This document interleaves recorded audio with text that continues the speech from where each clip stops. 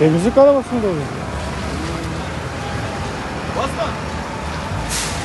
Yağ mı? Sonra eline tutarak. Yağ var. Paket önemli değil.